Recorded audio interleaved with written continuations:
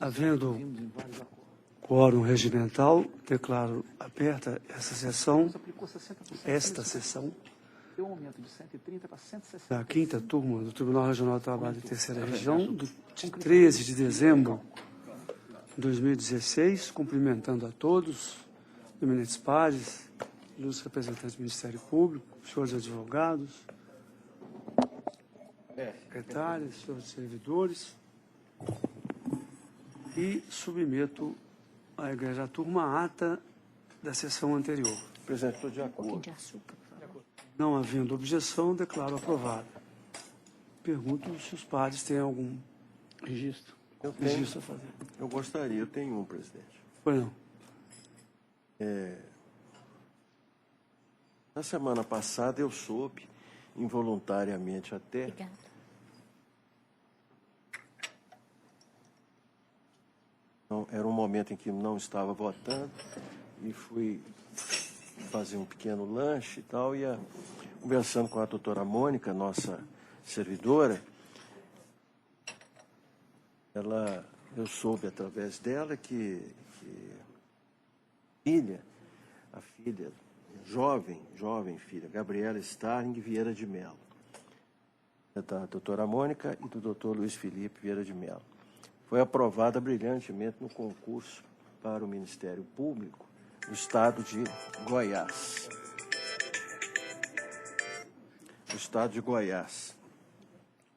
Então, eu queria fazer exatamente o registro dessa aprovação. É uma jovem de 26 anos de idade que inicia a carreira do Ministério Público com uma carreira certamente muito promissora e tendo ela obtido esta aprovação, que é das mais difíceis, porque os concursos do Ministério Público, de modo geral, tanto da União quanto dos Estados, são concursos extremamente rigorosos, né? Então, certamente uma alegria muito grande para os pais. Eu quero, então, pedir a Vossa Excelência para fazer em ata esse registro, cumprimentando esta jovem iniciante na carreira do Ministério Público como promotora de Justiça do Estado de Goiás. Salvo engano, a Rose me disse, hoje a posse será dentro de pouco tempo, né? Exatamente o ano que vem, imagino, né, Rose? Ela passou em terceiro lugar. Terceiro lugar, por isso que eu disse aprovação brilhante. Então, fazer o registro, cumprimentando-a e, evidentemente, estendendo esse cumprimento aos pais, porque é sempre motivo não só de orgulho, mas porque merecem também os parabéns, né? Claro. Porque os pais, de modo geral, estão sempre muito presentes na vida dos filhos e muito presentes, sobretudo, numa conquista dessa magnitude, né? Então, Pois é com não. muita satisfação que eu faço esse... Interessante é que eu também não sabia, não percebi. Foi na sessão passada? Foi. Também não percebi, não prestei atenção, ou estava, enfim, com os afazeres aqui. Isso muito nos alegra, evidentemente, porque demonstra a competência, né, da filha do nosso colega, do ministro Luiz Felipe, e da nossa servidora, a doutora Mônica. Gostaria de aderir e tenho certeza que todos da turma, doutor Danilo, com certeza, doutor Manuel, doutora Maria Helena, representante do Ministério Público, doutora Rose também, né, doutora? Naturalmente. Naturalmente. Já deve ter abraçado a Mônica Muito. lá. Então, Nós fizemos a maior e festa. desejar a Gabriela muito sucesso e êxito na carreira, que não é fácil. Vossa Excelência, desembargador Marco, que já passou, que já foi promotor, São sabe? várias coincidências, coincidências, eu comentava isso com a Rose mais cedo. Eu também tinha 26 anos de idade quando ingressei no Ministério Público do Estado, exatamente Um na menino, verdade, né? A gente é muito jovem, né? Nessa fase da vida, quer dizer, eu já fui muito jovem, né? Naquela fase da vida, ela sim é muito jovem. Nós outros já passamos por isso, né? Mas por uma coincidência eu também tinha essa idade. Então, nós vamos oficiar. Eu pediria a Rose que fossem 2 ofícios, um pessoal e outro para os pais. Tá? Senhor presidente, Com adesão dos advogados também. eu também tenho um registro a fazer, motivo de muita honra. Quando tem notícia boa para registrar, é o melhor dessa sessão, né? Está presente aqui na sessão uma pessoa que eu admiro muito, meu primo, filho da minha prima. Ele é cirurgião bucomaxilar, veio assistir o início da sessão, mas por compromisso terá que sair logo. E essa semana ele também colou grau em medicina. Olha, que beleza. Então, além de ser cirurgião militar, agora abraçando a medicina, está presente, registrar os parabéns a ele, Bruno Saulo de Assis Reis, extensivo aos pais, João Batista dos Reis, Maria das Graças de Assis Reis, ela minha prima, ele casado com ela, ele é advogado, são exemplos, e a avó também, que é a matriarca, e os avós, que foram inspiração moral para filhos e netos, o brinco, inclusive, para mim. Claro. É Maria Gabriel de Assis, Sebastião Egídio de Assis. E na família é de gênios, porque tem um que já é doutor em Direito, professor da PUC lá em Poços de Caldas atualmente, o outro é médico e está no Hospital da Beneficência Portuguesa de São Paulo. Mais novo do que esse aí. Então, Que beleza. dá os parabéns aí, está presente na nossa sessão. Receba os nossos parabéns, né? E Todos sucesso, nós. muito êxito na carreira. Então, fica registrado. E depois, além de ele estar presente, depois eu providenciar o endereço lá, mandar o comunicado para ele, para os avós também. Apoio e avós. E a avó? Depois o doutor Manuel, o desembargador Manuel, por favor, fale com a Rose os nomes. Endereço. E aqui, pessoalmente, nós damos os parabéns, não é? Pela conquista. E olha que medicina não é fácil. Não. Eu tenho uma que faz lá em São Paulo e o negócio... Está de parabéns. Com a adesão de todos do Ministério Público. Então, vamos ao pregão, por favor. Processo número 12 da pauta. Começaremos nos autos físicos, só 3. Processo número 12 da pauta é um agravo de petição 559-2008-029. Agravante, Mezem Participações S.A. e agravados, Erivaldo Hilário Gomes, Indústrias Micheleto S.A., Captasul Empreendimentos e Participações Limitada e outro. Relator, excelentíssimo desembargador Márcio Flávio Salem Vidigal. Revisor, excelentíssimo juiz convocado, Danilo Siqueira de Castro Faria. Está escrito para sustentação oral o advogado Nelson Francisco Silva. O Nelson está presente? ausente. Está ausente. Só para esclarecer, uma questão de substituição de penhora, eu invoco na ementa o artigo 847 do CPC, dizendo que, uma vez lavrado o auto de penhora, a substituição do bem somente é possível mediante prova irrefutável de que a medida não trará prejuízo algum ao exequente. Requisito ausente na espécie. Então, eu estou conhecendo e negando o provimento ao agravo e determinando o pagamento de custas pelos executados no importe de 44 e 26 nos termos da consolidação das leis do trabalho. A recorrente é a 4ª executada, é Mezem. Juiz Danilo. De acordo, senhor presidente. Doutor Manuel. Senhor presidente, o caso aí seria substituição, ou por dinheiro, né? Por outro imóvel, não. Eu ia até pedir vista, mas como eu vou sair de férias de janeiro, se eu pedir vista vai atrasar muito o julgamento, para ver se houve indicação voluntária. Se não houve, não pode discutir penhora mais, e eu aplico só a favor até da multa de até 20% do valor da execução no executado. Mas como estamos em véspera de recesso, pretendo sair de férias depois, eu vou acompanhar, não vou nem pedir vista. Estou de acordo. Pois não. Eu proclamo, portanto, que a turma, por unanimidade, conheceu e negou o provimento ao agravo. Processo número 3 da pauta é um RO 856-2015-056. Recorrente, Semig Distribuição S.A., Luiz Alves dos Santos. Recorridos os mesmos e Eletro Santa Clara Limitada. Relator, excelentíssimo desembargador Marcos Moura Ferreira. Revisor, excelentíssimo desembargador Márcio Flávio Salem Vidigal. Está escrita para sustentação oral a advogada Isabela Guimarães Lima, pela Semig. São 2 recorrentes, né? Sim. Ela tem a palavra. Eu gostaria de ouvir. A conclusão? Pois não. Fica Fica a critério Conheço do de ambos os relator. recursos e nego-lhes provimento. Boa tarde a todos. O recurso ordinário submetido à apreciação é sobre a decisão que considerou ilícita a terceirização dos serviços. Eu gostaria de chamar a atenção sobre a decisão do TST na ação civil pública, que declarou lícita toda e qualquer terceirização, considerando o que prevê o artigo 25 da Lei dos Eletricitários, e dando efeito erga omnes aos processos que versam sobre essa matéria. A 9ª turma desse tribunal, inclusive, tem julgado os processos nesse sentido, extinguindo o feito.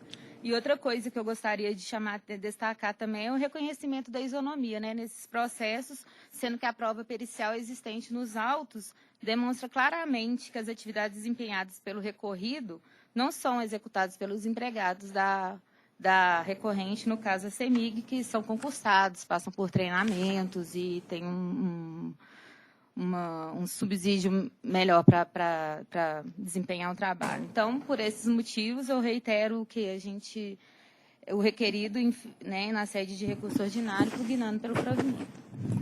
Pois não, doutor. Tenente relator, alguma Não, observação? senhor presidente, acréscimos que sejam de fato essenciais não há necessidade, não, porque o tratamento que dou à questão, conforme o voto que Vossas Excelências já receberam, se enquadra perfeitamente no entendimento amplamente majoritário, não apenas desta egrégia turma, mas da jurisprudência do próprio tribunal, dos tribunais do trabalho, e faço aqui referência, inclusive, à jurisprudência do próprio Tribunal Superior do Trabalho, uma vez que a questão encontra-se lá consolidada no OJ 383, etc. É isso. Pois não. Eu sou o segundo votante e estou acompanhando o relator De acordo também, senhor com a presidente. devida vênia da sustentação. Juiz Acompanho Danilo, integralmente. eu proclamo que a turma, por unanimidade, conheceu de ambos os recursos e, no mérito, negou-lhes provimento. Obrigada, boa tarde. Processo número 21 da pauta é um RO 1000-2014-135. Porque foi inscrição feita aqui. Recorrente, Supermercado Coelho Diniz Limitada, e recorrente Sindicatos Empregados no Comércio Atacadista e Varejista de Governador Valadares e região. Recorridos os mesmos. Relator, excelentíssimo desembargador Manuel Barbosa da Silva. Revisor, excelentíssimo desembargador Marcos Moura Ferreira. Está escrita para sustentação oral a advogada Luciana do Espírito Santo. A senhora fala pelo supermercado? Sim. Pelo Supermercado. Primeiro recorrente. Gostaria de ouvir o resultado ou quer usar a palavra antes? Posso ouvir o voto do relator, por favor? Resultado. Senhor presidente, de direta conclusão, eu conheço dos recursos interpostos e, no mérito, nego-lhes provimento. Tem a palavra. Ilustre Que julgado. é físico ou eletrônico? Físico, é o 21 físico. Ué, foi inscrição feita depois? Feita aqui depois, Ah, bom, por isso que não está aqui. Deixa eu procurar. Pois não, Ilustres então já estou julgadores, ciente. damas presentes, boa tarde. Peço vênia para trazer alguns pontos aqui na tribuna, que por bem de divergir do voto do relator, e peço que Vossas Excelências não o acompanhem. Primeira questão que eu venho destacar aqui nessa tribuna é que esse processo já esteve sob apreciação de Vossas Excelências em sessão realizada em julho do corrente ano, que entenderam por bem acolher a preliminar de nulidade da sentença por cesseamento de defesa, oportunizando a recorrida reclamada e recorrente também, a produção da prova testemunhal rogada, e sendo que os autos retornaram à instância de origem para que fosse produzida tal prova. Realizada a instrução, as testemunhas da reclamada afirmaram categoricamente que receberam os EPIs necessários à neutralização dos agentes nocivos, bem como a reclamada fornecia esses equipamentos e fazia a devida reposição. Não obstante, o juiz entendeu por manter o posicionamento esposado na sentença anterior, desconsiderando a prova testemunhal. Primeiramente, se a prova testemunhal não serviria para desconstituir o laudo pericial, talvez não teria sido necessário o retorno dos autos, como essa outra turma decidiu, para que fosse oportunizada a reclamada, por meio da prova testemunhal, descaracterizar a conclusão do laudo pericial. Este é o primeiro ponto que eu peço atenção de Vossas Excelências. Outro ponto também é que esse laudo pericial acatado pelo juiz de primeira instância, ele mostra-se totalmente confuso e irregular. não houve a resposta aos quesitos mais importantes destacados pela reclamada, como, por exemplo, quais eram os EPIs habitualmente utilizados pelos reclamantes em suas atividades laborais diárias, bem como se há na NR6 alguma recomendação para EPI para proteção respiratória, óleos em face contra o agente frio, em atividades em câmeras frias. Também o perito utiliza uma legislação aplicável a frigoríficos. A reclamada não é um frigorífico, é uma empresa do ramo varejista que possui um açougue dentro do supermercado. Outro ponto, não há nem sequer o nome dos entrevistados que o perito entrevistou para chegar à sua conclusão de que não haveria o fornecimento realmente dos EPIs. Outro ponto também, este perito atuou em mais de 6 outros processos relacionados aí no recurso. Em todos esses processos, o laudo pericial foi igual, inclusive utilizando fotografias de lojas diversas da loja periciada e objeto desse processo. Portanto, não há como acolher a conclusão do laudo, sobretudo tendo em vista a prova testemunhal produzida, que afirma categoricamente que a empresa sempre forneceu os EPIs necessários. Pede a atenção de Vossa Excelência pelos pontos aqui destacados, para que haja o provimento do recurso com improcedência do pedido inicial. Obrigada.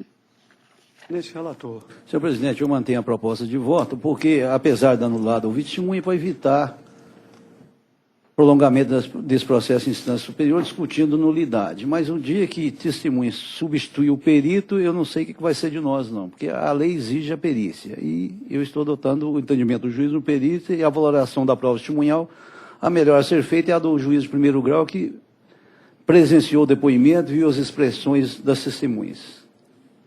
Manter a proposta de voto. Pois não. Desembargador Marcos Moura. Eu acompanho integralmente o relator, inclusive porque o laudo é minucioso, né, na sua conclusão, como está aqui, aliás, no voto do relator, transcrito. Né? Então, eu acompanho, data vênia, acompanho o relator integralmente. Eu sou o terceiro votante, eu também estou acompanhando, exatamente porque o laudo é extremamente esclarecedor e não há nada a reformar. E proclamo que a turma, por unanimidade, conheceu e negou de ambos os recursos. Obrigada, boa tarde. Terminadas as inscrições para sustentação oral, passemos ao PJE. Bem. Doutor Manuel. Lá vem o PJE. Lá vem o PJE. Sessão de 14 horas.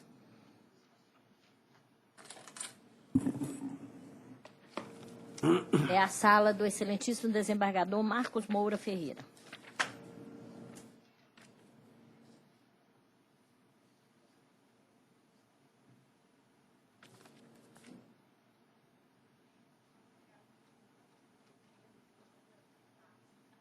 Então, na sala de 14 horas, é o número 4 da pauta. É o 10.087-06-2016. Recorrente, KM Engenharia Equipamentos Limitada e recorrido Valtinho Dourado de Azevedo. Está escrita para sustentação oral a advogada Juliana de Carvalho Pimentel pela reclamada. Advogado presente? Ausente, advogado. Neste relator.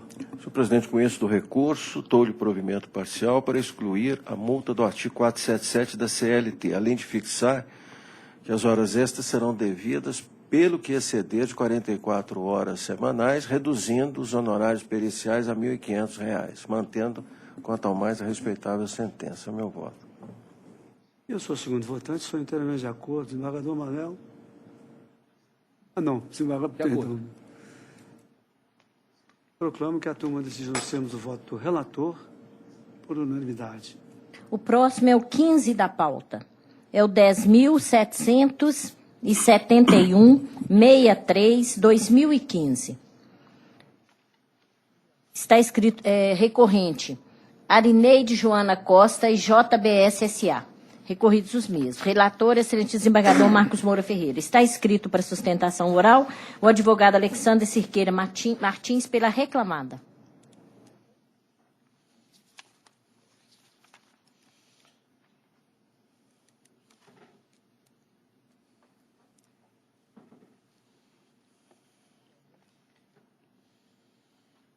Voto longo e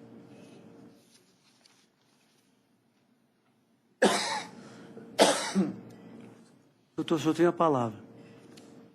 Ou gostaria de ouvir o resultado? Por favor. Pois não, fica a critério do relator. Para otimizar os trabalhos. Eu não pus aqui, pois é.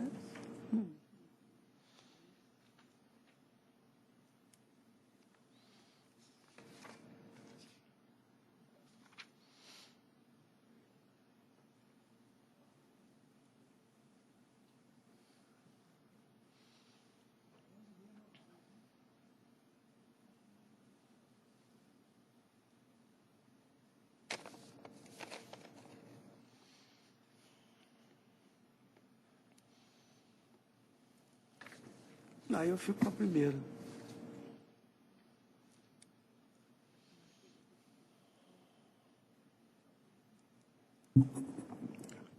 Para fazer para ler a conclusão, advogado? É. Tá. Eu conheço 2 recursos. Dou provimento parcial ao da autora para acrescer a condenação 20 minutos extras por dia de trabalho, relativos ao tempo de espera de transporte, observados os parâmetros e os mesmos reflexos já deferidos em primeiro grau. E dou provimento parcial ao recurso da reclamada para, letra A, excluir da condenação o pagamento de indenização por danos morais no importe de R$ 5.000 por alegada dispensa abusiva. B, reduzir os honorários periciais a R$ 1.500 e manter o valor da condenação que ainda é adequado. É o meu voto, presidente. Tem a palavra. Excelentíssimo senhor desembargador presidente, pessoa na qual cumprimento todos os presentes e componentes da turma. Senhor presidente, a matéria já é conhecida dessa turma e um dos pontos que eu ia ponderar da tribuna já foi acolhido na proposta de voto, que se referia à indenização por danos morais pela dispensa abusiva. Eu vou apenas me reportar as razões do apelo e, no que se refere à proposta de voto de provimento parcial do eminente relator, aqui eu vou me reportar também, consta nas nossas razões de contra-razões, há entendimentos diversos no sentido que o tempo de espera de ônibus não é considerado à disposição, eis que, além da utilização do transporte ser uma faculdade do empregado, este não aguardava nas dependências da empresa e, se fosse fazer uso de transporte público, também deveria aguardar esse tempo de 20 minutos que foi abarcado na proposta de voto do eminente relator. Sei que a matéria já é conhecida por vossas excelências, colacionamos nas contra-razões entendimentos divergentes, então espera que seja dado provimento nesse aspecto, senhor presidente, isto é, que não seja acompanhado a proposta de voto do eminente relator no que se refere ao provimento parcial do apelo da reclamante, e no que se refere ao recurso da reclamada, espera que seja acompanhada a proposta de voto do eminente relator no que se refere à indenização por dispensa abusiva que foi retirada, no que se refere também aos honorários, a redução, e nos outros pontos a gente pede o elastecimento para que seja abarcado os pontos do apelo que estão lá relacionados, que hora eu não vou me reportar, porque a matéria já é conhecida, só vou reiterar da tribuna. É o que se espera, senhor presidente? Pois não, eminente relator. Então, presidente, quanto ao problema do tempo de espera, o meu entendimento converge para o entendimento manifestado no recurso, manifestado pelo advogado. Mas o problema é que nós temos uma TJP, uma tese jurídica prevalecente, número 13, e de cujo teor eu não devo me afastar, evidentemente, até porque o artigo 926, salvo engano, do Código de Processo Civil, diz que os tribunais têm que zelar para manter estável e íntegra a sua jurisprudência. A tese jurídica prevalecente número 13 é no sentido aqui do voto, por isso que eu provia parcialmente. Bom, enfim, confirmo o meu voto. Bueno, eu sou o segundo votante, estou inteiramente de acordo, indago do juiz Danilo. Eu tinha uma colocação, inclusive foi um destaque, não foi nenhuma, mas oportunamente nós temos outros processos similares e eu vou debater, eu vou colocar essa questão do percentual que poderia ser aplicado. Então eu acompanho Vossa Excelência Inteiramente de acordo. E eu proclamo que a turma decidiu nos termos do voto do relator por unanimidade. Obrigado, boa tarde e renovo os votos aí de boas festas e um próspero 2017. Muito obrigado. Também. O senhor também, doutor. Passemos agora à sala de 14.1, sala do excelentíssimo desembargador Márcio Flávio Salem Vidigal. 14.1. 14.1.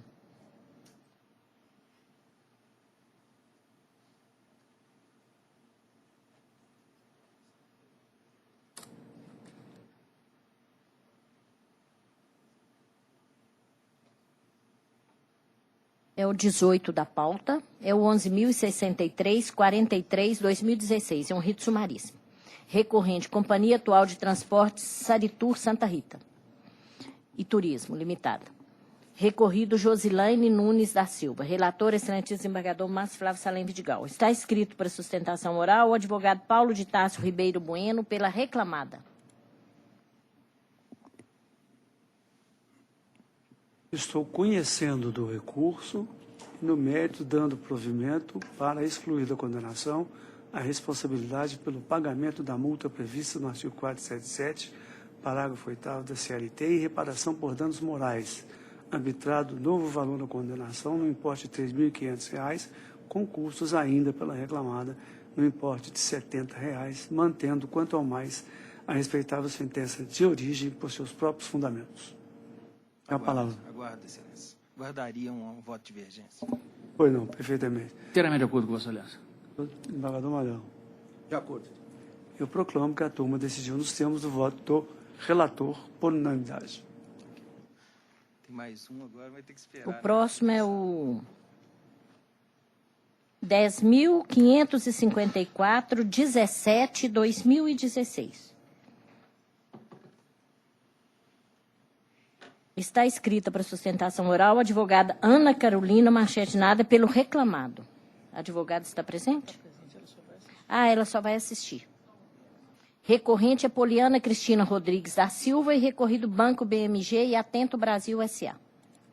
Ela não vai sustentar. Vai só assistir, né? Sim, O relator sou eu, não é? sim.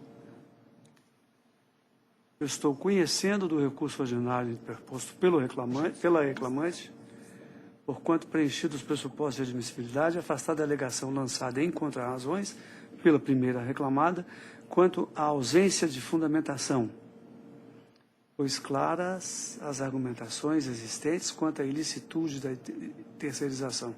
No mérito, dou provimento ao recurso da reclamante para reconhecer a ilicitude da terceirização e a formação do vínculo de emprego diretamente com o primeiro reclamado, bem como a responsabilidade solidária dos reclamados, remetendo os autos à instância de origem para prolação de sentença, analisando os pedidos daí decorrentes, tudo nos termos da súmula 49 deste egrégio regional, prejudicada a análise do restante do recurso do reclamante.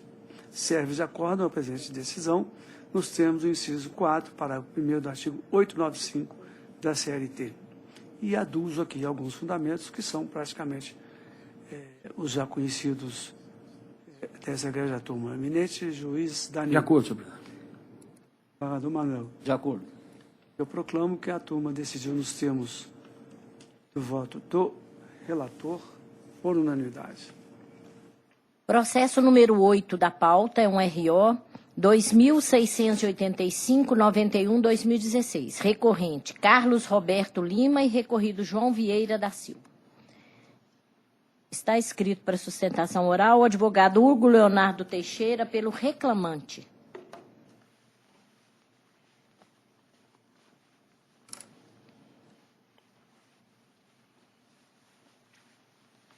Relator, sou eu?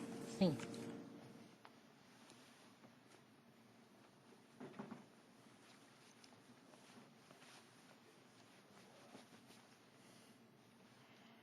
Doutor, eu estou conhecendo do recurso e negando o provimento. O senhor tem a palavra. Excelentíssimo desembargador presidente, demais pares aqui presentes. Reclamante senhor Carlos Roberto Lima ingressou com a presente ação trabalhista reclamando o reconhecimento de vínculo empregatício entre 1997 a março de 2016. O reclamado, senhor João Vieira da Silva, pessoa natural, apresentou contestação.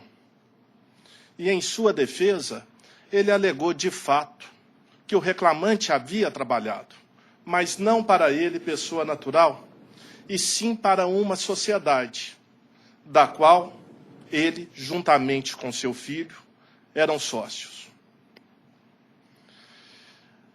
Na audiência única, eu requeri ao juízo que se convocasse, portanto, que se intimasse, portanto, a sociedade para integrar o polo passivo. Na ocasião, o meritíssimo juiz entendeu que era desnecessária a citação da sociedade reclamada. E, lamentavelmente, ao final, ele acabou concluindo pela ilegitimidade passiva do reclamado, dizendo que o contrato de emprego teria se dado diretamente com a pessoa jurídica. Eu gostaria aqui, respeitosamente, de apresentar algumas ponderações que, na minha opinião, justificam, sim, o provimento do recurso. Primeira delas, contrato de emprego, vínculo empregatício, se comprova com prova escrita, com carteira assinada. O reclamado não apresentou. E nem tampouco a pessoa jurídica da qual ele era sócio. Então nós temos, já que não existe uma documentação formal, por culpa exclusiva do reclamado, já que na pior das hipóteses ele era sócio majoritário da reclamada e administrador da pessoa jurídica que supostamente seria empregadora do reclamante, já que não existe essa prova documental, nós temos que analisar os demais requisitos do artigo 3º. E eu chamo a atenção de vossas excelências para o requisito da onerosidade. O próprio reclamado, em sua contestação, reconhece que era ele quem efetuava o pagamento do salário do reclamante, através de cheque emitido pela sua própria pessoa, me refiro à pessoa natural. A petição inicial, inclusive, foi instruída com cheques emitidos pela pessoa natural do reclamado, para pagamento de salário do reclamante. O reclamado foi questionado em audiência se foi ele, sim, quem emitiu aqueles cheques para pagamento do salário do reclamante. E ele reconheceu que os cheques eram emitidos por ele e que ele fazia isso para pagar o salário do reclamante. Ainda em seu depoimento pessoal, o reclamado confessou que fornecia ao reclamante a sua moradia, um apartamento que era de propriedade da pessoa natural, do senhor João, e ele fornecia ao reclamante como salário in natura. Eu pergunto a vossas excelências, quem pagava o salário do reclamante? Era, sem dúvida nenhuma, o senhor João Vieira. Mas eu vou além. Em seu depoimento pessoal, o reclamado confessou ainda que a empresa para a qual o reclamante supostamente trabalhava quebrou em 2015. Fechou as portas em 2015. Excelentíssimos julgadores, o reclamante só pediu a rescisão indireta agora em meados de 2016. O reclamante permaneceu trabalhando. Na pior das hipóteses, excelentíssimo julgador, incide o artigo 448 da CLT, que trata da sucessão trabalhista. Se aquela empregadora inicial quebrou, se aquela empregadora inicial fechou as portas, alguém assumiu a sua atividade. E quem assumiu certamente é o reclamado pessoa natural, senhor João Vieira da Silva.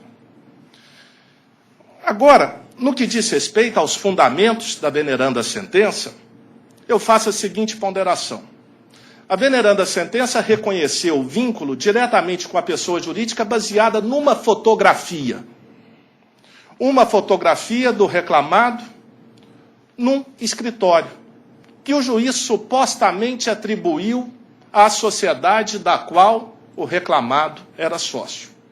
Segundo o juiz, se o reclamante trabalhava num escritório que era a sede da pessoa jurídica, seria presunçoso, seria forçoso reconhecer que o vínculo teria se dado diretamente com a pessoa jurídica.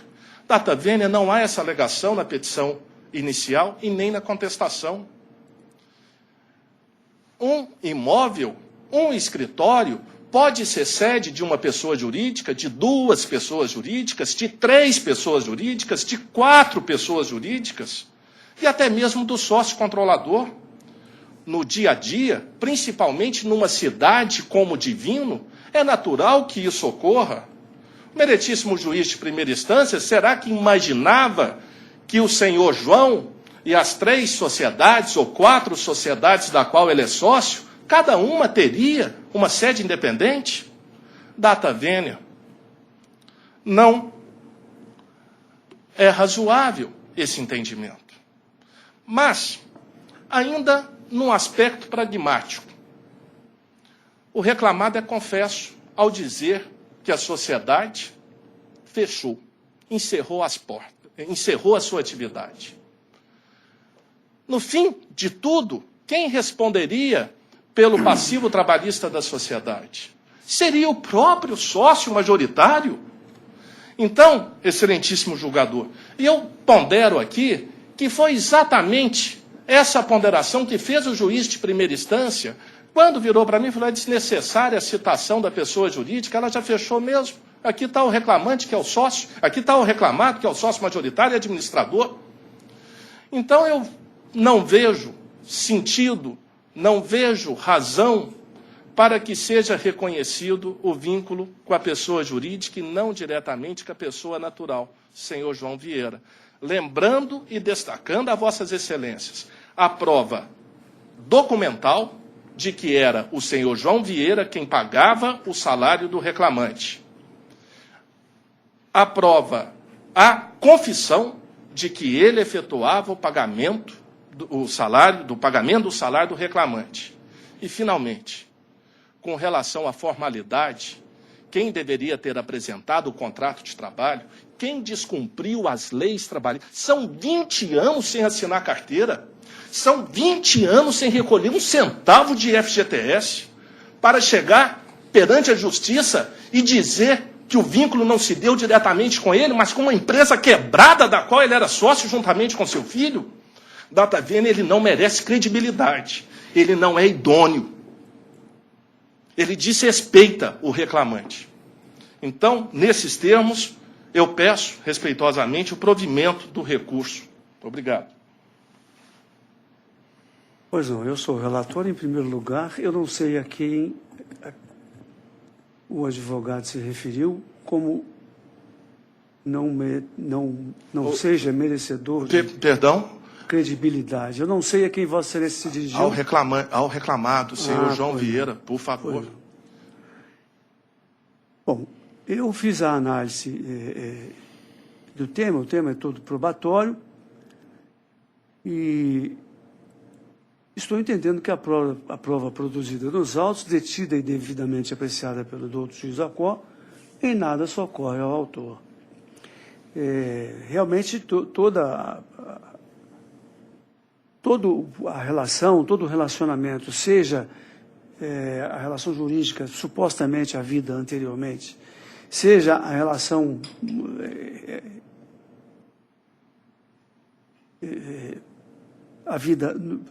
a relação processual, embora não me agrade muito esse termo, mas a relação processual foi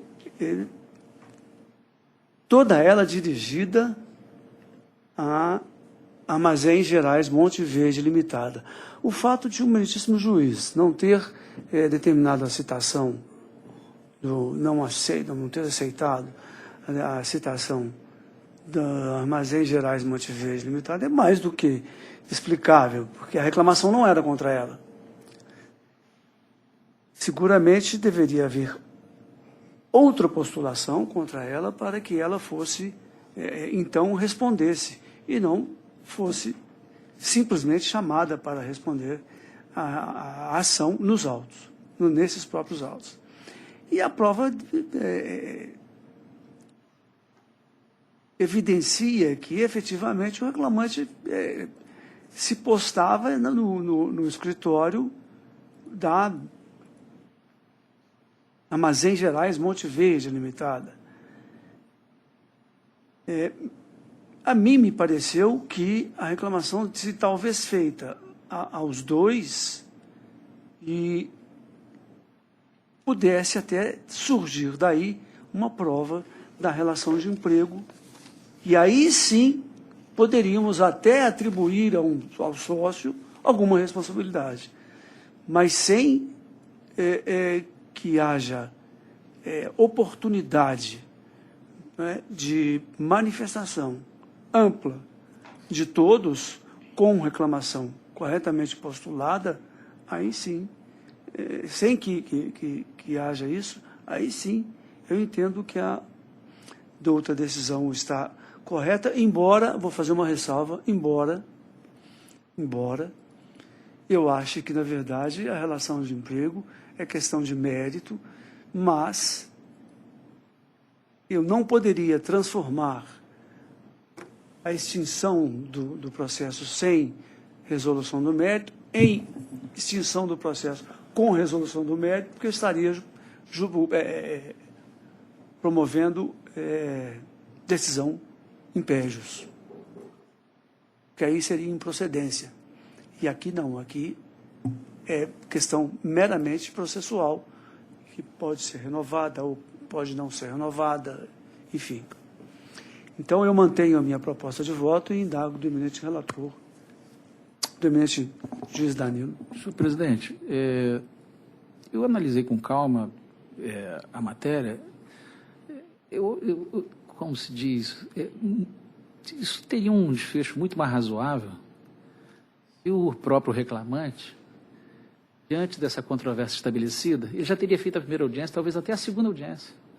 Ele poderia, porque o próprio depoimento pessoal do réu é claríssimo ao dizer que a empresa quebrou, então ele, como pessoa física, vai ser responsabilizado. Então ele já entra com a petição inicial, na contestação da empresa, reconhece a relação de emprego com o reclamante. Quer dizer, a prova está toda pronta.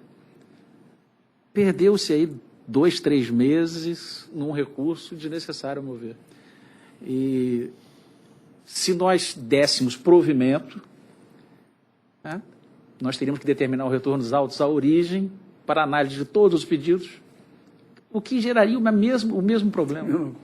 Então, eu peço vênia a brilhante posição da tribuna, entendo o posicionamento, talvez não seja o melhor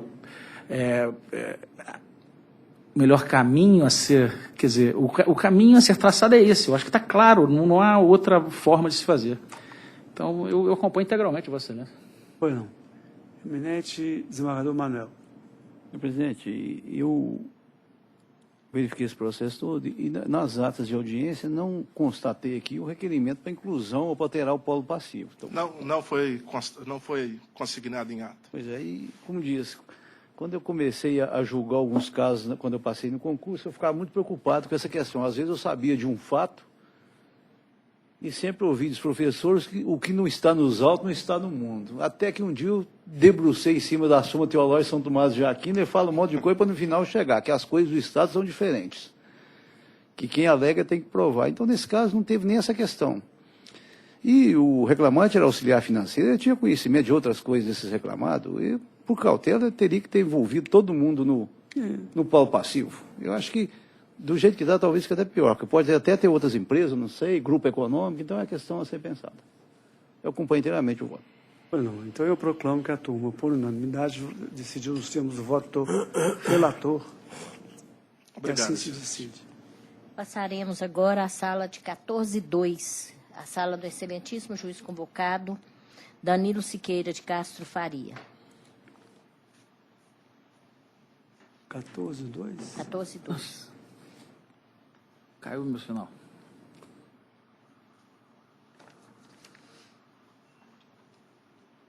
Primeiro, é um processo que veio adiado, né, doutor? é o processo que veio adiado da sessão anterior, é o 10.539,57/2014. Luiz Carlos Bernardes de Paula e Moinho Sul Mineiro S.A. Esse processo ele veio adiado da sessão. Já foi Pedido do feita relator. sustentação oral. Houve sustentação? O doutor Alex Já- Santana já fez a fez sustentação. Já houve sustentação. Sim. Gente, o relator tem a palavra. Eu estou restabelecendo a conexão, senhor presidente. Infelizmente, ela caiu. Também tive que restabelecer.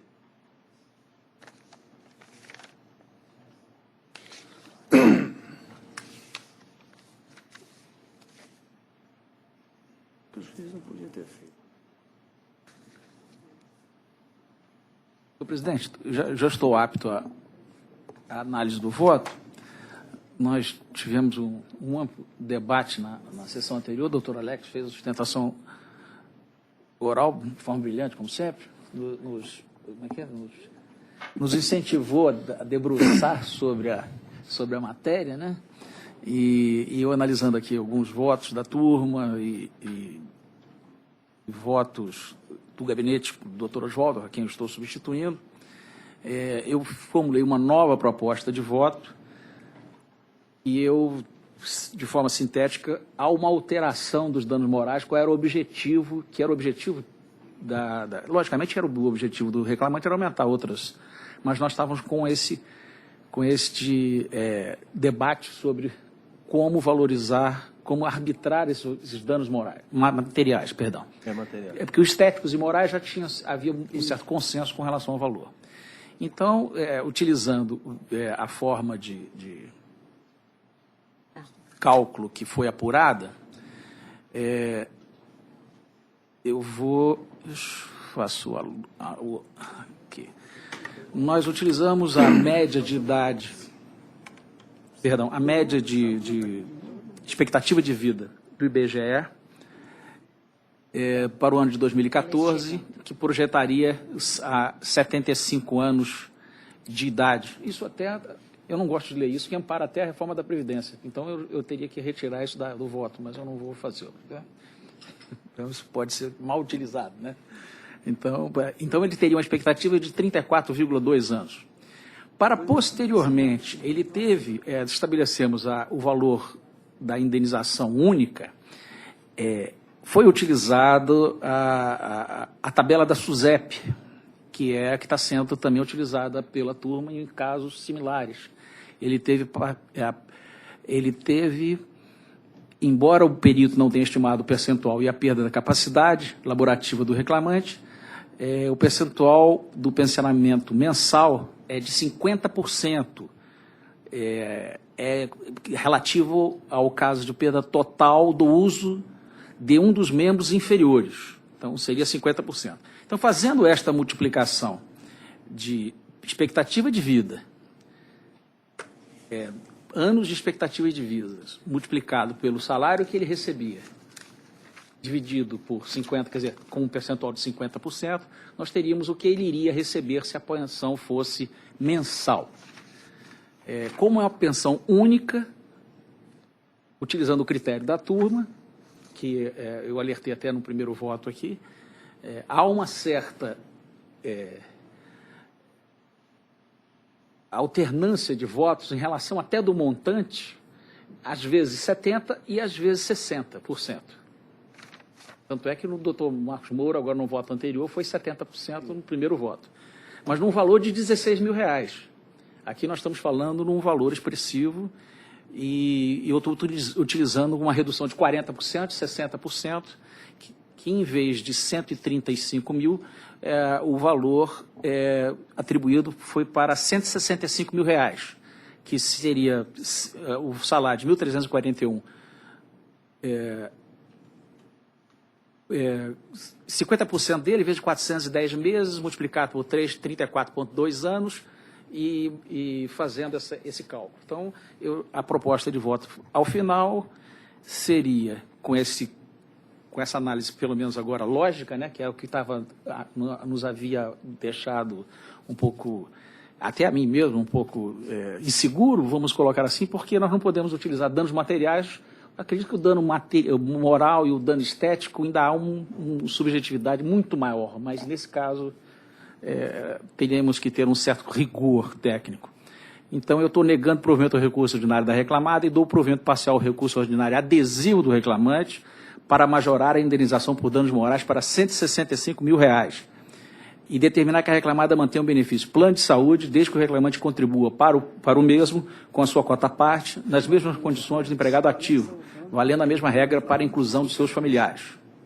E estou fixando multa por descumprimento de obrigação de fazer e alterando o valor da condenação para R$ 200 mil com custo processual no importe de R$ 4 mil pela reclamada. É a proposta de voto, senhor presidente. Pois não. Revisor. Eu estou de acordo com a proposta. Está de acordo? Embargador Marcos Moura. Presidente, também vou acompanhar o relator, embora ressalvando que esta minha adesão, porque Sua Excelência já havia feito um voto minucioso em que examinava todos os aspectos da controvérsia, mas surgiu durante o debate, como Sua Excelência acaba de explicar, ou de rememorar, uma discussão em torno do problema da fixação do percentual. Eu próprio participei dela e de alguma maneira, fiz alguma ponderação nesse sentido. Então, vou acompanhar, mas sem prejuízo de, eventualmente, poder fixar num valor, num percentual superior, como, aliás, fazia parte de uma proposta de voto de hoje. Mas, de fato, tem razão o desembargador Danilo, porque nós temos aqui, entretanto, um valor final, se não houvesse o pagamento de uma só vez, um valor final muito maior. Quer dizer, essas circunstâncias, elas, de uma certa maneira, variam de acordo com cada situação. E o juiz o relator, o juiz, quem seja lá quem for, que julgue a questão, tem que necessariamente ponderar acerca disso. A não ser que a turma, como o doutor Danilo já havia sugerido, naquele caso anterior, ele tinha feito uma observação, fixe um percentual, considere-se o percentual, que será ou de 60% ou de 70%, porque isso varia de acordo com os casos, mas tem predominado ora um, ora outro. Né? Não sei se é o caso, mas isso aí fica a critério de Vossa Excelência, como presidente da turma, encaminhar ou não essa questão aí. Mas na situação presente, todo o conjunto de ponderações que o relator faz me deixa muito mais assim seguro para acompanhá-lo, inclusive. Já estava, mas da vez passada, mas achava que o percentual talvez devesse ser outro, um pouco maior e tal, e agora de pleno acordo. Complementando, senhor presidente, na verdade o voto ele é extenso, é complexo, mas ele não dava uma indicação segura, e isso eu agradeço ao doutor Marcos Moura, de como se chega a esse valor. Nós discutimos isso. Então, pelo menos agora nós temos um norte. Né? Pelo menos se discute dentro de um critério objetivo. Agora, se é 60, 70, 80, 90, 100, fica a critério de cada um. E em consonância, eu creio, com cada caso concreto. Não é? Porque as perdas não são iguais. Não são iguais. Certamente, nunca ou quase nunca. Né?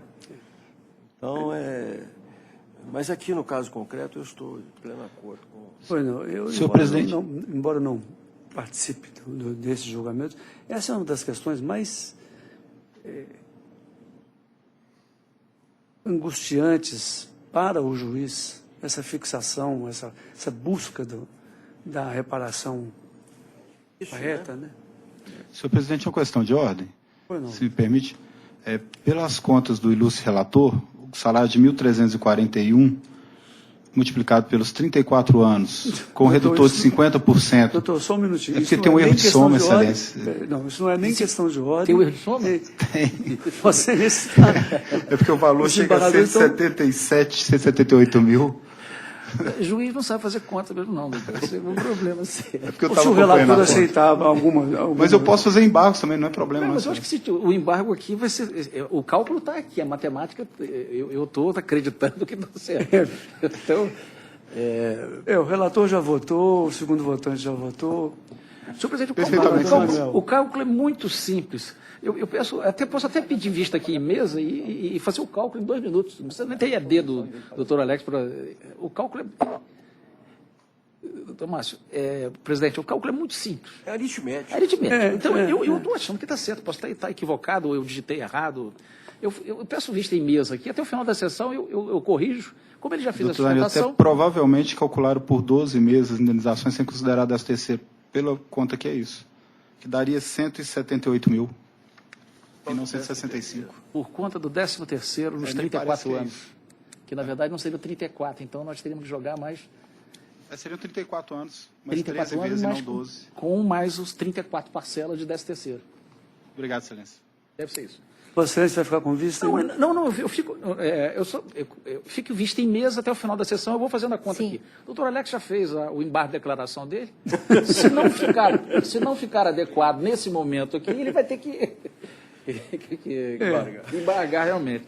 Mas até lá eu vou fazendo a conta aqui. Doutor Manuel, espera a manifestação em vida da vista? Pode ser uma bobagem. Não, pois não. Então vamos passar a outro. Enquanto isso, o doutor Danilo vai... Vocês tem maquininha de cálculo aí? Pelo computador aqui, eu acredito que eu consiga, né? Tem aqui. No celular também tem. Então vamos prosseguir, mas antes de prosseguir, eu tenho que terminar minha parte. Eu gostaria de noticiar aqui, com satisfação, a presença de servidores recém-concursados, Alain, que estão nos prestigiando a nossa sessão, Alain Rossi Teixeira Silva, Cecília da Rocha Coelho Quintão Soares, Deise Maria Rodrigues Pereira, Elisete Tatiane Claro Silva, Yara Costa Santos, Lorraine, se é assim que fala, Lorraine Oliveira Carvalho, Luan Fleury de Lemos Resplande, Luiz Fernando Madrinha Marveira, Natália Campos Oliveira, Patrícia Maria Oliva Gontijo Horta, Pedro Formadini Gualtieri, esse é italiano, né? Raquel Medeiros de Lourenço Lohan, Rubens Ferreira Pimentel. É uma satisfação tê-los aqui. E 13 meses vezes 30. Como recém-concursados, desejo a todos boas-vindas, que seguramente já foram desejadas, e muito êxito e muito sucesso na carreira dentro do tribunal, que os espera sempre, como espera todos os servidores, de braços abertos, e os parabeniza, né, por esse êxito, esse sucesso havido no concurso, e que sejam bem-vindos, a fim de que somem aos nossos esforços, e são esforços mesmo, viu, gente? Aos nossos esforços, os que vocês trazem agora novinhos em folha. Bem-vindos. Vamos continuar? Sim. Há um outro adiado da sessão anterior nessa sala, que é o 10.738, 16/2015. Recorrente é Pruma Engenharia Limitada e recorrido Elias Soares de Souza. Relator também é doutor Danilo. Já fez a sustentação oral a advogada Carolina Ferreira Vaz Campos, pela reclamada. Doutor Danilo.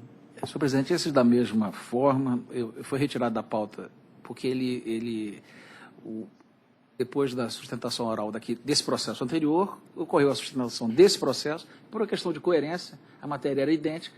Eu fui analisar os dois de forma harmônica para fazer o mesmo tipo de raciocínio com relação ao dano material. E nesse ponto, então, indo para a conclusão do recurso, eu dou-lhe parcial provimento ao recurso da empresa, que nesse caso está reduzindo, enquanto no anterior estava aumentando, para reduzir o valor arbitrado em primeiro grau a título de indenização por danos materiais para R$ 145.502,50. Eu estou reduzindo os valores da condenação para R$ 187.623,50, fixando custas e autorizando a dedução dos valores recolhidos a maior. É a minha proposta de voto, senhor presidente. Pois não. Desembargador Marcos Moura. Não estou de acordo. Desembargador Manuel. De acordo, sim. É assim, se decide, nós temos o voto do eminente relator por unanimidade. Um minutinho que eu vou salvar isso aqui. Próximo. Próximo é o 20 da pauta. É o 11.213, 38/2016.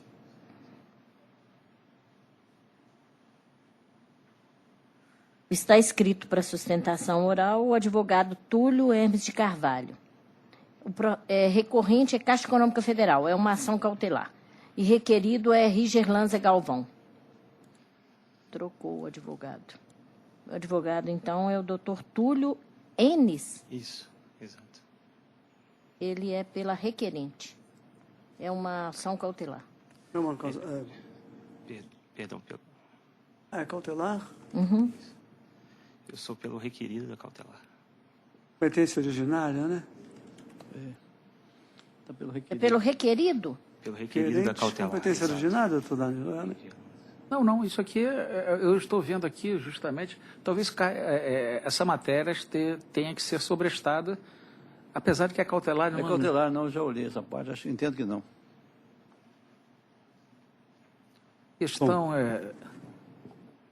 a concessão de efeito suspensivo e recurso ordinário.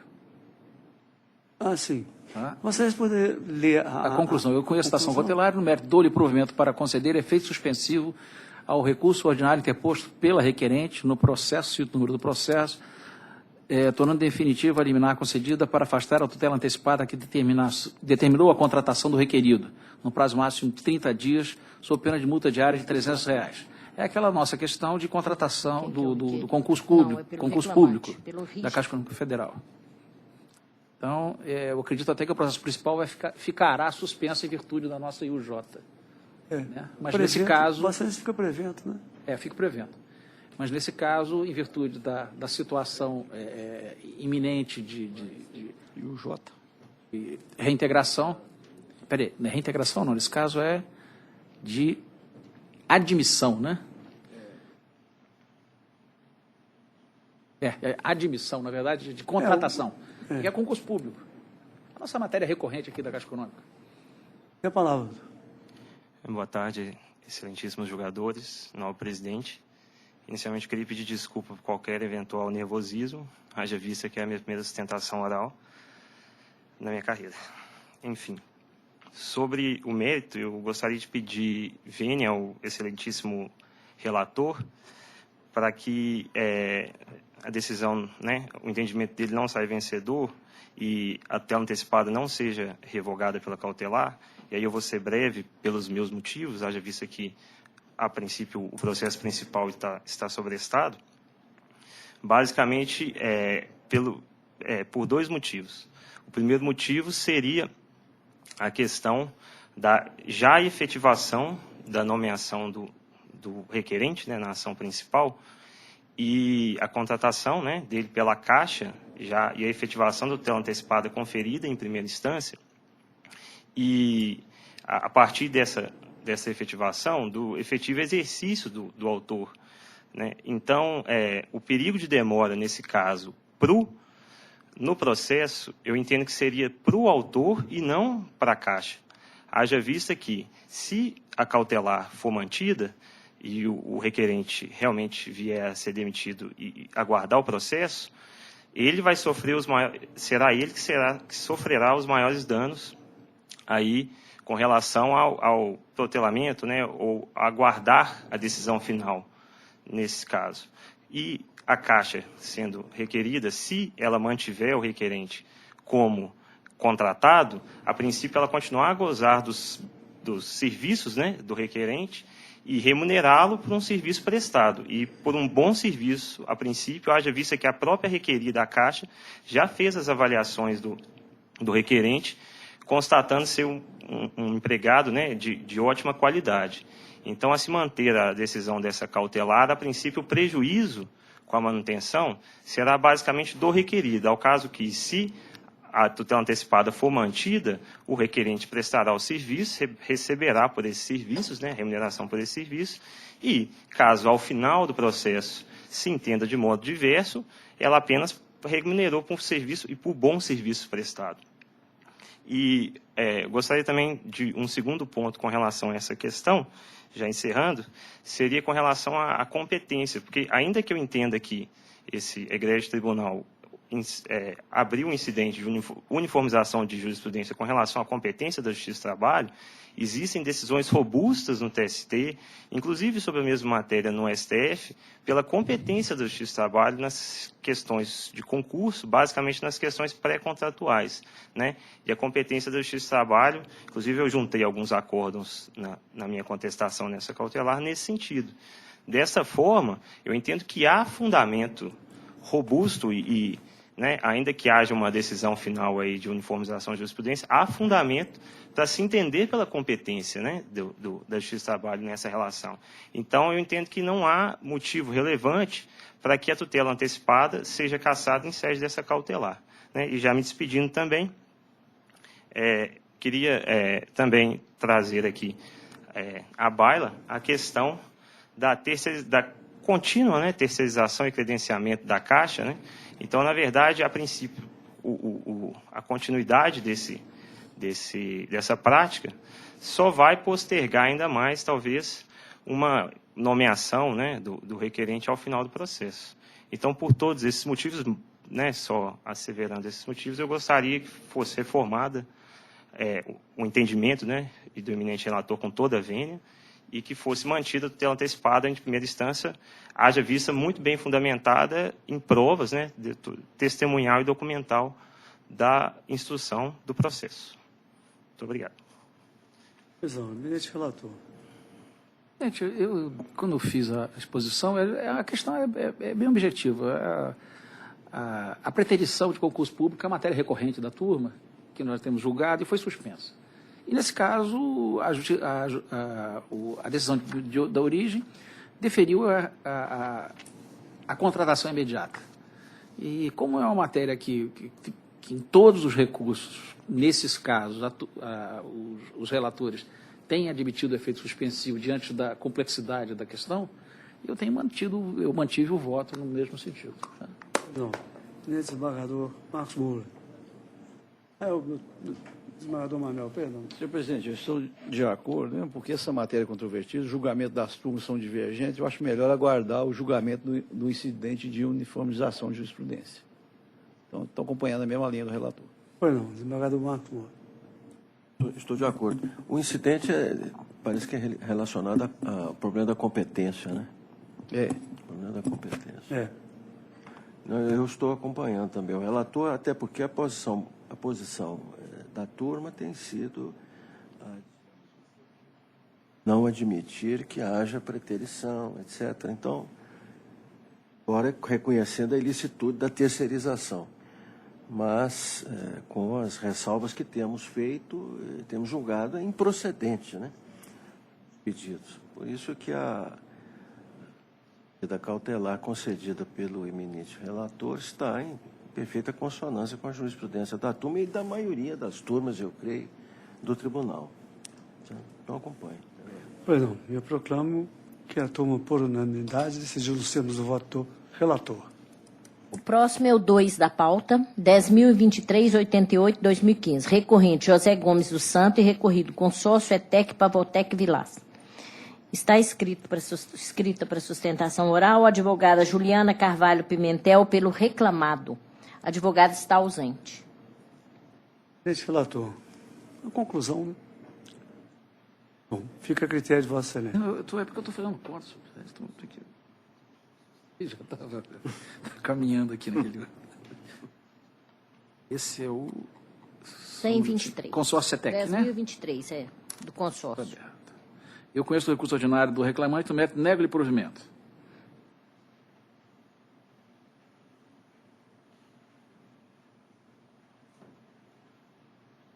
Desembargador Manuel.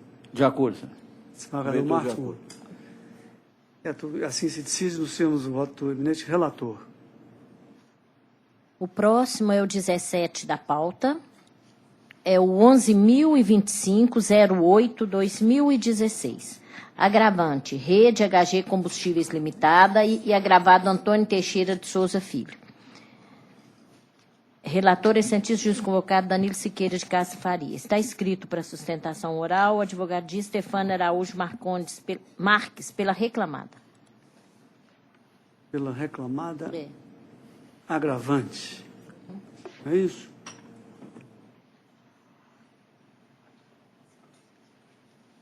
Isso é um... É um aí. É um agravo de instrumento Agravo e de recurso instrumento. ordinário. Pois não. Doutor Danilo, Vossa Excelência leria a conclusão? Sim, senhor presidente, eu estou dando provimento. Primeiro, a conclusão do agravo. Para Isso. posterior, eu estou dando provimento ao agravo de instrumento e afasto a deserção declarada. E passo, então, ao exame do recurso ordinário. Esse eu já poderia ler? Não pode. Posso, então? Indo diretamente à conclusão. Conheço do recurso ordinário interposto pela reclamada, no mérito dou-lhe provimento parcial para excluir da condenação a indenização substitutiva referente ao Vale Transporte. Minha proposta de voto, senhor presidente. Pois não. O senhor tem a palavra. Então, haja vista a conclusão obtida pelo relator, bem, inicialmente gostaria de cumprimentar todos os ilustres julgadores integrantes dessa turma julgadora, serventuários de justiça sempre essenciais, demais colegas aqui presentes, em especial os novos servidores, que recém-chegados, que saibam que bastante trabalho os espera. Bom, apenas só para fazer um questionamento, se Vossa Excelência me permite, que, dada a conclusão, em tese eu não teria a intenção, ou até mesmo interesse em sustentar, já visto o acolhimento. Mas tão somente a situação da multa dos embargos de declaração que eu não vi ser abordada na conclusão. Se Vossa Excelência pudesse antecipar essa situação, por gentileza, porque eventualmente sequer será necessária a sustentação. Eu estou mantendo a multa, doutor. Tá. Então, eu gostaria apenas, brevissimamente, manifestar acerca dessa situação da multa, haja vista que ela foi imposta à recorrente ao argumento de que os embargos de declaração teriam sido protelatórios. O fundamento foi que se teria um interesse na rediscussão do mérito. Acontece que, no caso em específico, é a situação expressamente disposta no Código de Processo Civil, que aplica aqui subsidiariamente, lá no artigo 1022, quando existe omissão, e aí quando faz a remissão da omissão, nos casos do artigo 489, parágrafo 1º, e no artigo 489, parágrafo 1º, inciso 4, quando diz que, quando considera-se omissa a sentença que não combate o argumento capaz de infirmar a sua conclusão. E no presente caso, se analisar, a sentença não abordou a confissão realizada pelo reclamante de que ele não utilizava de transporte público, mas sim que pegava carona.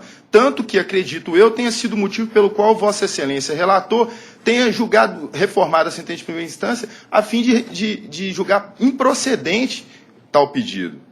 Então, o que se buscou nesse embargo de declaração era que, então, que se o juiz entendesse que seria, então, a situação que deveria ocorrer a indenização, mas que pelo menos ele manifestasse, então, com base em quê? Por quê? Porque ele estava ultrapassando a causa de pedir.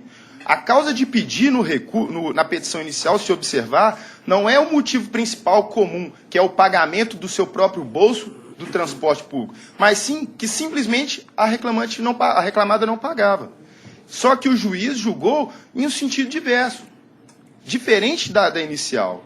E foi isso que motivou o embargo de declaração. Então, com essas brevíssimas razões, é que pede para que seja realizado um juízo de retratação, a fim de extirpar essa multa do julgado e quanto aos demais fatos, que seja mantido o entendimento do relator. Muito obrigado.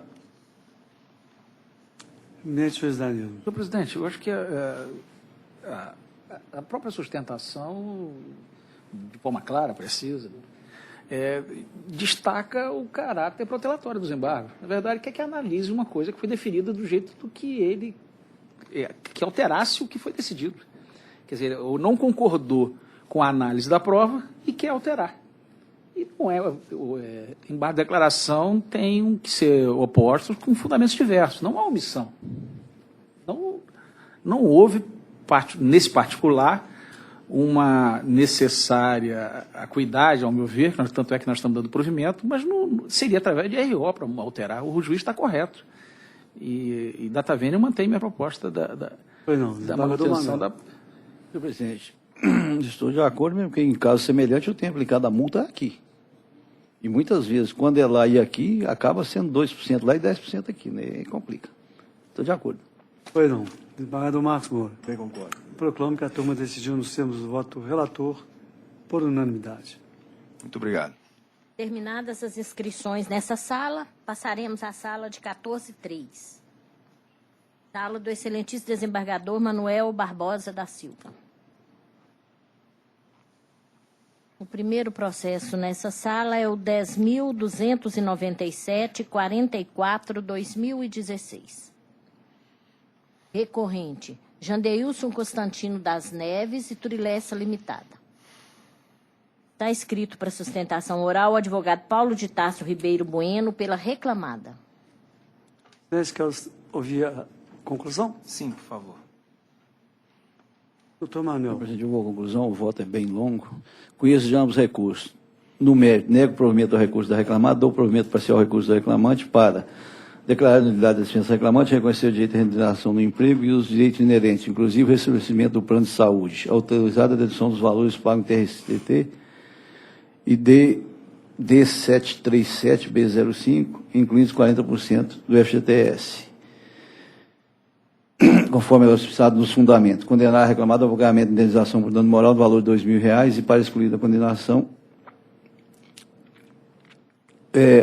do reclamante ao pagamento de honorários periciais de insalubridade. Eleva o valor da condenação para R$25.000 e das custas processuais para R$500. Pois não, tem a palavra. Senhor presidente, demais componentes da turma, em relação à questão do deferimento que foi dado em relação ao recurso do reclamante, a questão aqui data vênia não é de discriminação, é aquela discriminação, ele está alegando a questão de que ele era doente, de que ele é portador do vírus HIV. E que, em razão disso, haveria presunção de discriminação na sua dispensa. Data vênia, e isso ficou muito claro, essa discriminação só pode haver se a empresa souber da existência dessa situação do empregado.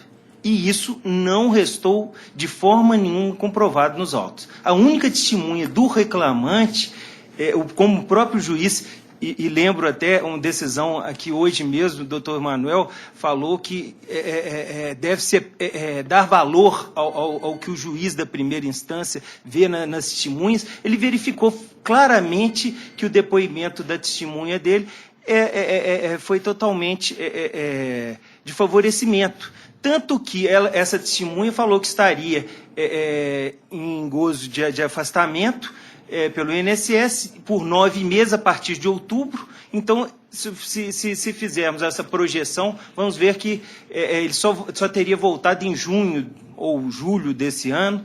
Então, e o reclamante foi dispensado em março. E, então, assim, não existe a menor prova a respeito de que a empresa soubesse. E como é que vai haver prescrição a respeito de uma coisa que a empresa não sabe? Se a empresa não sabe, como ela vai ser discriminatória essa dispensa?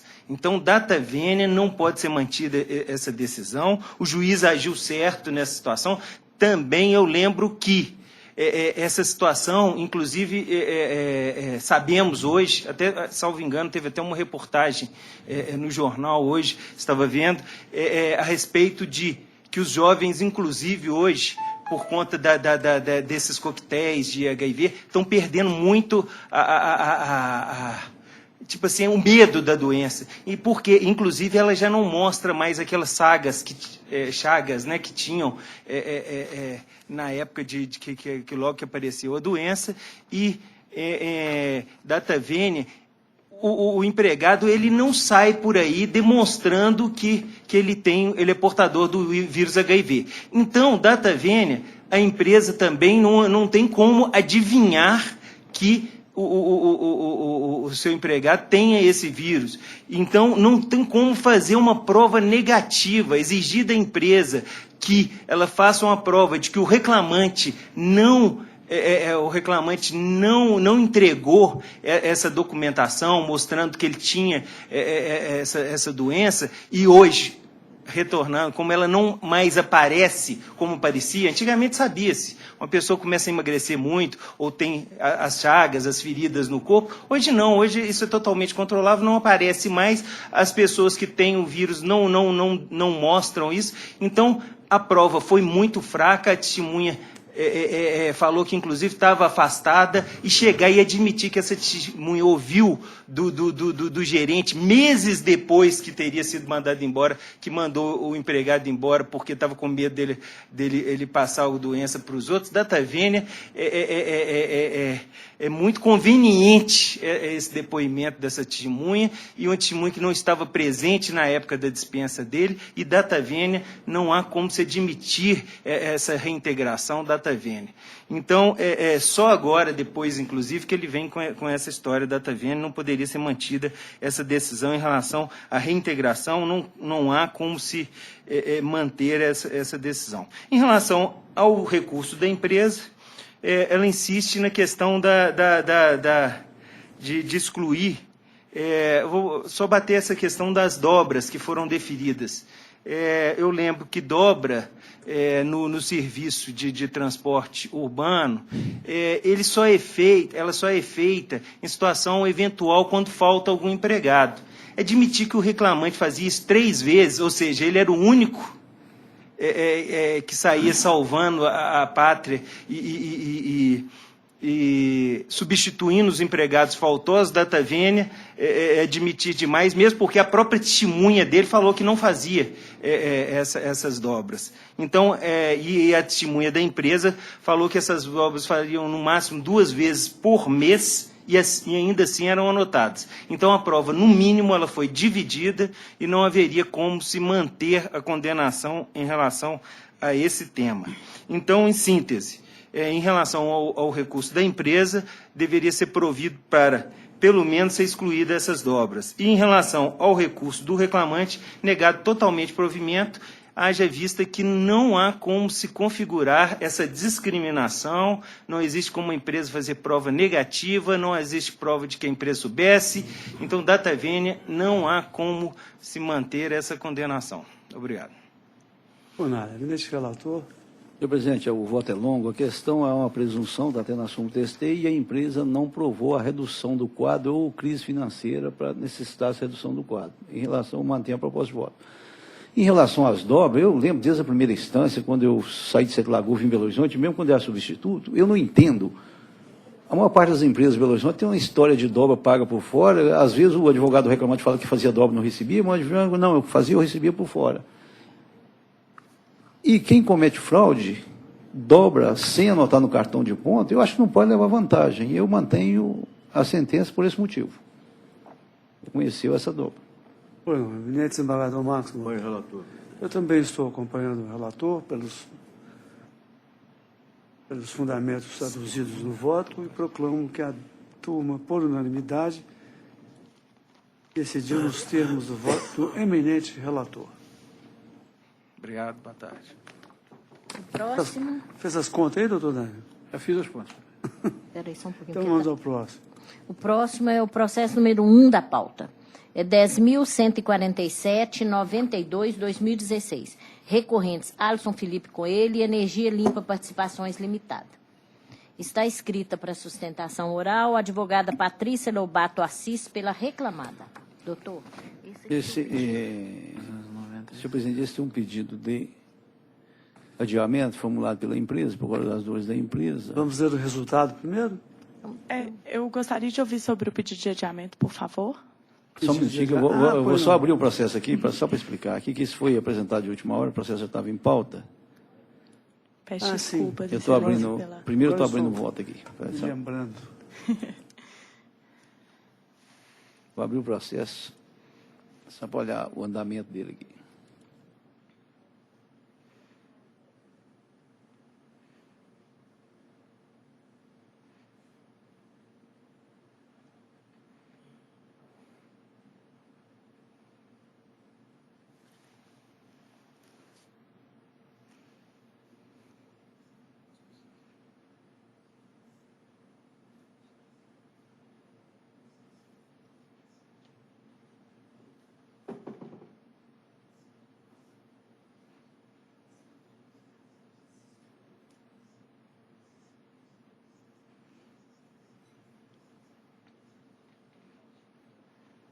Zé Antônio, Nunca me dei bem agora. essa impressora aqui é essa aí? Eu fiz o cálculo para mim, sei se 3 vezes, não é possível. Pode falar que é número.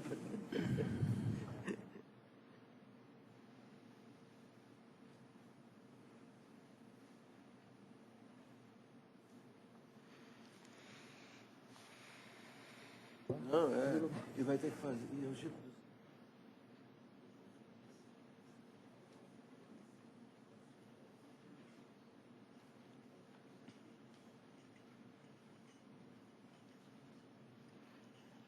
senhor presidente, a questão é o seguinte, há um pedido de adiamento para elaboração de memorial, para olhar o processo. Só que esse processo foi distribuído para a relação em outubro, 14 de outubro. O argumento aqui na pauta da necessidade foi formulado que foi inserido em pauta recentemente. Eu entendo que, tratando de PJS, o processo está disponível 24 horas por dia para os procuradores das partes. Eu acho que desde a distribuição, dia 14 de outubro, estava disponível. Eu não vejo motivo ou razão plausível para esse adiamento. Eu sou relator, estarei de férias em fevereiro, e se for adiado, provavelmente esse processo vai ser julgado só em abril. Pois não. Vossa Excelência, então, indefere. Eu, pelo indeferimento. Bom, o relator é o primeiro a se manifestar nessa, como sempre, e também nos casos de pedido de adiamento. Desembargador Marcos Moura seria... Está de acordo. Doutora, então, nós vamos ficar como entende o relator, que é o condutor do processo, e de certa forma, não de certa forma, de toda forma, ele tem razão, porque, sim, se tratando de PJE, está disponível, Desde o tipo de recurso lá de baixo para apresentar memorial. Se fosse um processo físico, né, mas é um processo PJE, está disponível. Certo. Então, a senhora vai fazer a sustentação. Isso, eu gostaria de ouvir o relatório, por gentileza. Vossa Excelência leria a conclusão? Sim. Senhor presidente, eu estou conhecendo os recursos no mérito, dando provimento parcial ao recurso da reclamada para reduzir o valor da indenização por danos morais a R$10 mil e negando provimento ao recurso reclamante. Essa é a minha proposta de voto. Vossa Excelência, a palavra. Boa tarde, senhor presidente, excelente senhor relator, demais integrantes dessa egrégia turma, demais presentes aqui no plenário. Eu gostaria de pedir apenas atenção para o ponto relativo aos danos morais nessa demanda, que o eminente relator já reduziu o valor da condenação, mas eu gostaria de chamar a atenção para alguns pontos. Trata-se de um relato por parte do reclamante de que seria uma dispensa discriminatória em virtude de ter o mesmo sido testemunha em uma ação em que um outro colega de trabalho demandava em face da reclamada. Primeiramente, ressalto que a demissão, a resilição do contrato de trabalho constitui direito potestativo do empregador. Então, o fato de ter sido ele testemunha ou não em um processo, em nada influi o fato de ter tido ou não o contrato rescindido. Além disso, não há nos autos, não foi trazido aos autos qualquer prova pelo reclamante de que essa dispensa tenha sido motivada pelo testemunho em juízo. E essa prova, indubitavelmente, nos termos do artigo 818 da CLT e o 373, inciso 1 do novo CPC, incumbia a ele, reclamante. O meritíssimo juiz de primeira instância, peço vênia para discordar do posicionamento dele, ele, em sentença, deferiu a inversão do ônus da prova sem oportunizar à reclamada a chance de provar que não foi essa demissão discriminatória. Ao inverter o ônus da prova em sentença, ele não possibilitou à reclamada que demonstrasse que aquela alegação que já havia sido o excelentíssimo juiz de primeira instância, em embargo de declaração, informou que o fato não teria sido refutado pela reclamada. Ao contrário, em contestação foi refutado sim, foi afirmado que essa dispensa não tinha relação nenhuma e sim constituía direito potestativo do empregador.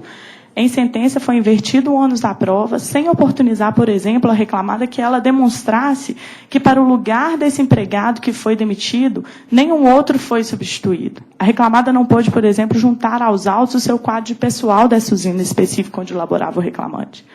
Porque a inversão do ônus da prova se deu no momento em que não poderia mais haver o direito de defesa da reclamada, que foi em sentença. Então, este é o primeiro momento que a reclamada está podendo trazer aqui essa situação de que a ela fica muito complicado fazer prova de um fato negativo. Ela não demitiu como discriminação, como retaliação, como alega o reclamante. Ele deveria provar que foi discriminatório, e não a reclamada provar que não foi.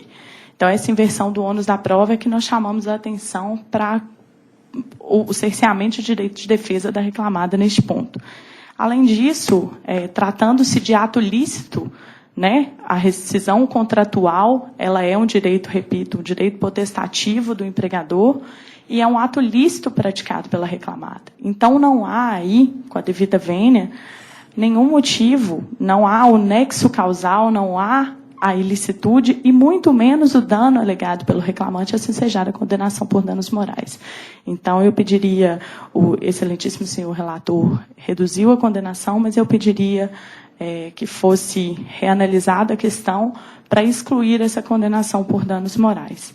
E eu gostaria de chamar a atenção também para um outro ponto do recurso, que a sentença condenou a empresa ao pagamento de horas extras, extra-jornada, intra-jornada, domingos e feriados. E a alegação da inicial do reclamante é de que ele laborava em horas extras em razão do acúmulo de função. Tendo sido o acúmulo de função julgado improcedente na sentença, consequentemente, improcedentes também as horas extras que se alegavam laboradas para se acumular a função. E não foi isso que a gente verificou. Além disso, eu gostaria de pedir também atenção neste ponto das horas extras, não só para o fato de que o acúmulo de função foi improcedente. Então, via de consequência, improcedentes as horas extras que alegavam laboradas para tal acúmulo, também os cartões de ponto juntados demonstram a ausência de labor em horas extraordinárias. E nos eventuais dias em que esse labor ocorreu, essas horas foram devidamente registradas e pagas, como comprovam aí os cartões de ponto e os contra-cheques. Então, eu gostaria de pedir a atenção para a reforma da sentença nesses dois pontos. Gostaria de pedir também ao eminente relator a exclusão da condenação em danos morais, além da apreciação das horas extras, e reitero os demais pontos do recurso ordinário. Obrigada. Pois não, eminente relator, alguma observação? Não, eu mantenho a proposta. Essa questão do reclamante é demasiadamente, como disse, suspeita e presumível que foi por isso. Não existe prova que foi mandado qualquer outro empregado embora na mesma época, escolher exatamente o que tinha que ser ido testemunha no processo. Relação da jornada 12/36, que é a tese da defesa, automaticamente os dias que caem no feriado são devidos em dobro. Então, mantenha a proposta de voto. Desembargador Marcos Moura, eu também estou acompanhando e proclamo que a turma, por unanimidade, decidiu nos termos do voto do relator. Obrigada, excelências. Boa tarde. Próximo processo, 11.692/97/2015. Recorrentes Josefa Maria de Oliveira e Ângelo Henrique Pilé de Palozzi. Relator, excelentíssimo desembargador Manuel Barbosa da Silva. Estão inscritos para sustentação oral os advogados Alex Santana de Novaes pelo reclamante e André Gustavo Souza Frois de Aguilar pelo reclamado.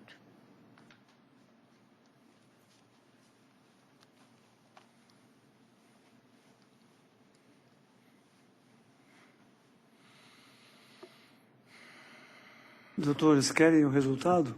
Por favor, excelência. Desembargador Manuel, fica a critério de Vossa Excelência. Sim. Senhor presidente, eu estou conhecendo os recursos no mérito negando o provimento. A ambos. Ambos. Tem a palavra. Ilustre senhor desembargador presidente, nobres membros da turma. Excelência, mais um caso, no nosso entendimento, de acidente de trabalho. O reclamante trabalhava numa lavoura, numa colheita de café. uma das testemunhas disse que ela sofreu um acidente, um galho bateu no seu olho. O fato é que, pelos depoimentos e pelo laudo pericial, vimos que a reclamante começou a coçar o olho, inflamando, pediu um colírio e tal, até que teve o olho vazado. Entendemos nós isso um acidente de trabalho típico, apesar que, com todo respeito à produção do laudo ter se esquivado de dizer se foi ou não foi acidente de trabalho. Em função disso, esperamos que essa turma declare a existência do acidente de trabalho típico e determine o retorno dos autos para julgamento das demais questões, ou se entender superado, com todas as vênias do voto do ilustre relator, que determine já as indenizações pleiteadas na forma do pedido. É o que espero, Excelência. Pois não. Tem a palavra. Boa tarde, nobres julgadores. Primeiramente, parabenizar o nobre colega pela sustentação.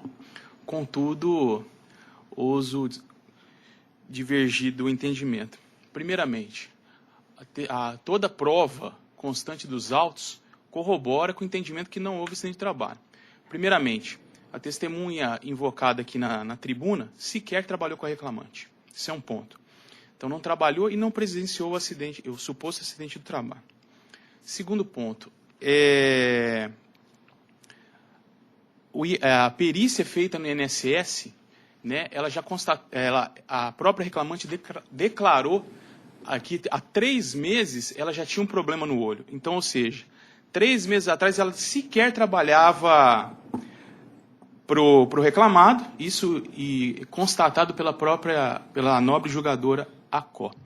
E ficou muito bem claro na sua sentença também, de que a reclamante confessou que recebeu o EPI, que ele protegia tanto frontal como lateralmente e de luminescência, contra a luminescência também. Então, ou seja, não houve qualquer atitude da reclamada que poderia configurar aí no nexo causal do acidente de trabalho. Então, requer que seja mantida a sentença ACO, julgando improcedente o pedido mantendo o julgamento de improcedência do pedido de acidente do trabalho. É o que se requer.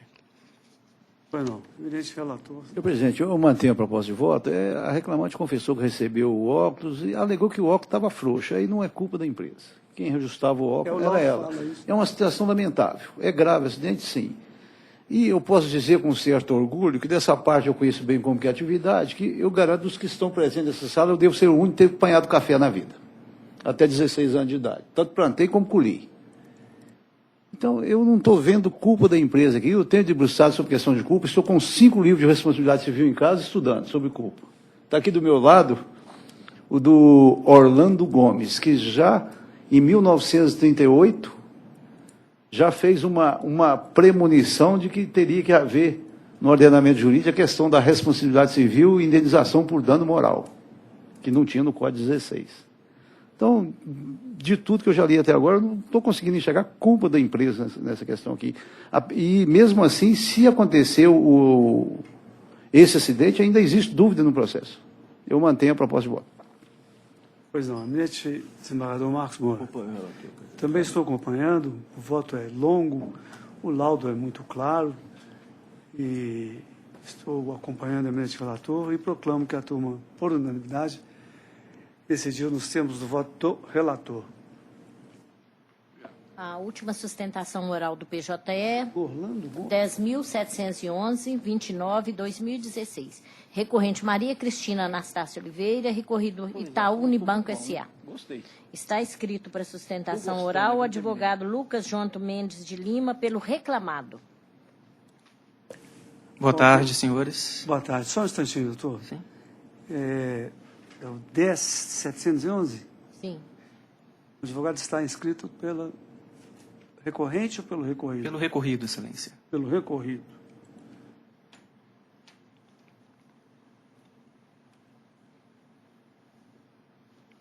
Gostaria de ouvir o resultado, doutor? Sim, excelência, por favor. Pode ser, doutor Mauro? Pode.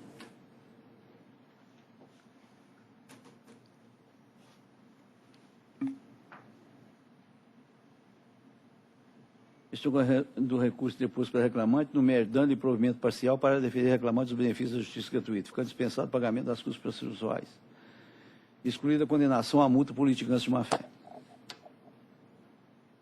O resto estou mantendo a sentença. Boa tarde, eminente presidente. Boa tarde, senhores componentes da mesa. O único ponto que eu gostaria de ressaltar nessa demanda foi o que a proposta de voto realçou, que é a exclusão pela multa de litigância de má-fé. A reclamante propôs duas ações, todas as duas ações pleiteando equiparação salarial. Todas as duas ações demonstrando a mesma realidade fática entre paradigmas e reclamante.